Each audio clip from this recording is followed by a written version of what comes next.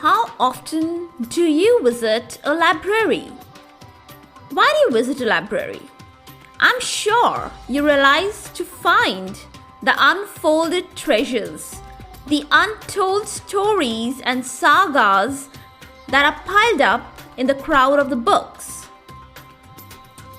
It not only vibrates, it resounds, it echoes the banging ideas in your head. George Louis Borges compared the book library with the paradise.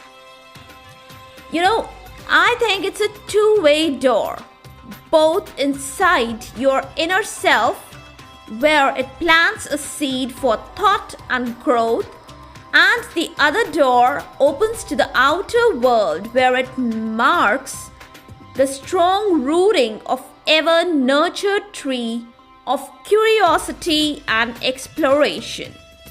In words of armor, you lower down your pitch and raise your heads high. With this glory of library, let me state today's head of discussion. Well, for your utter delight, I'm gonna try to pen down the Receptor conference, which we are lingering on and sticking on from a very long time. Welcome on to IS Pharmacology Difficult Podcast. I'm your host, Dr. Radhika Vijay, MBBS MD Pharmacology, and this is the audio hub to get the best, simplified basic tips, strategies, methods, and lots of ideas to learn better, understand better, and make your concepts crystal clear. If you really find, and if there's a question hovering in your minds, is pharmacology difficult? Lend me your ears for a while and let in the magic of knowledge. To begin with, let's get to know how the receptors they are regulated. Now just understand this thing, that receptors they are not static, they are dynamic.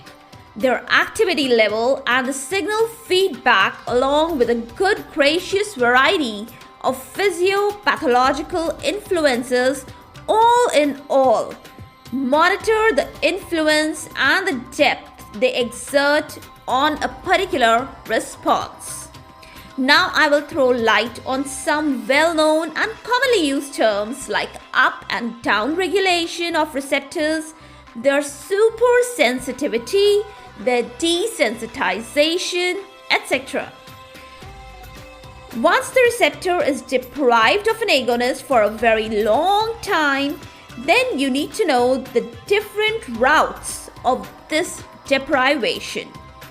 Either there's a long continued use of an antagonist, or sometimes mishaps like denervation they are responsible.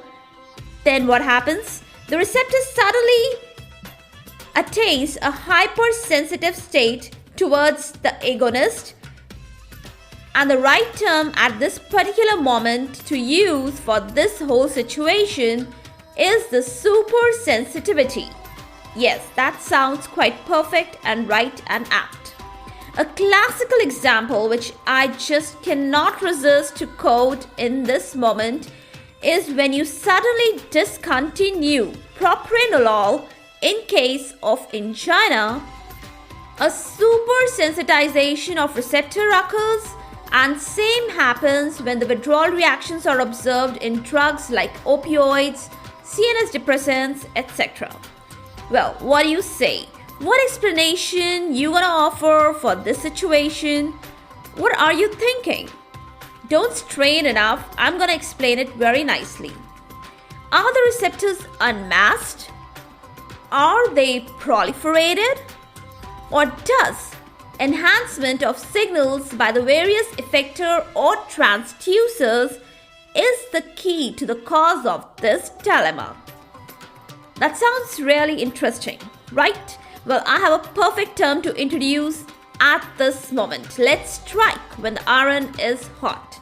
And the term is upregulation of the receptors.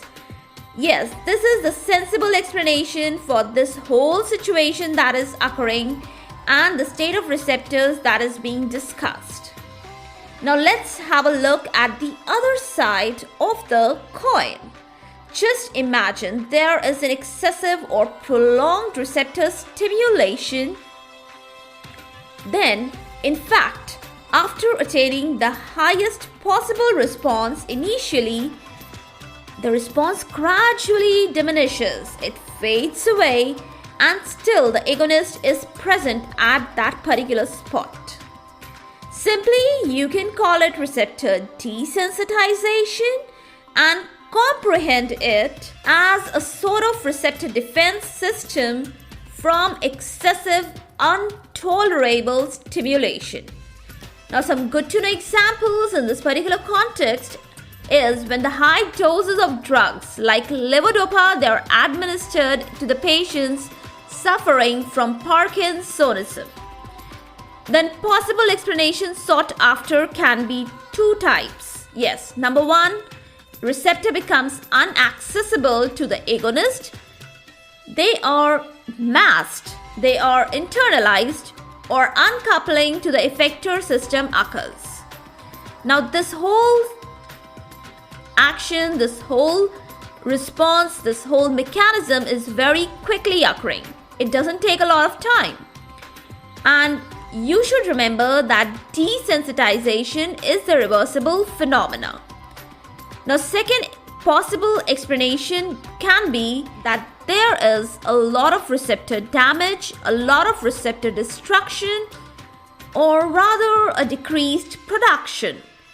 All in all, a good perfect term to define all these happenings together is the receptor downregulation.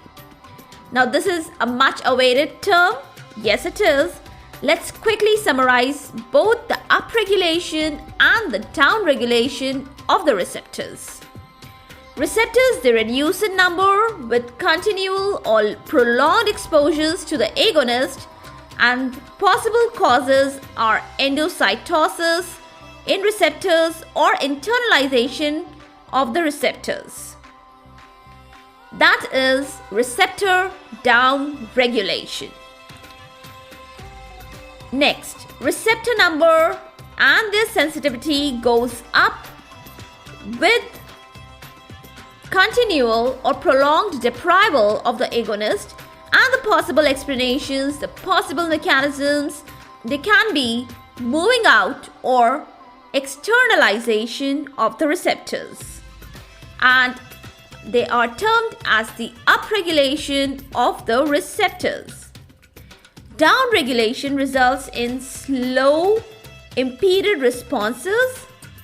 Good example is in the case of asthmatics when they are given beta-2 agonist for a long continued time. Beta-2 agonists can be salbutamol, they can be terbutaline, etc. And converse is true for upregulation. Now, this crossword puzzle of the receptors going up, going down, showing more, showing less responses, all in all is fully solved for the day. And though I tried much hard to complete up this receptor story, I'm gonna end this crossword for the day.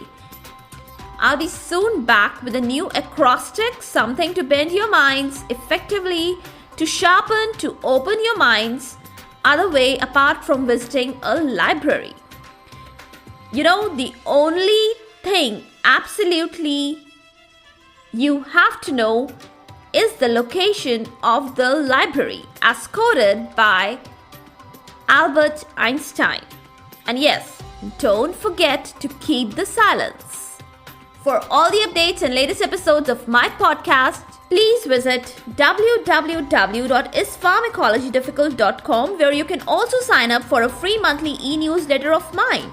It actually contains a lot of updates about medical sciences, drug information updates, and my podcast updates also. You can follow me on different social media handles like Twitter, Insta, Facebook, and LinkedIn. They all are with the same name as Pharmacology Difficult. If you are listening for the first time, do subscribe and follow whatever platform you are consuming this episode. Stay tuned. Do rate and review on iTunes, Apple Podcast. Stay safe, stay happy, stay enlightened. Thank you.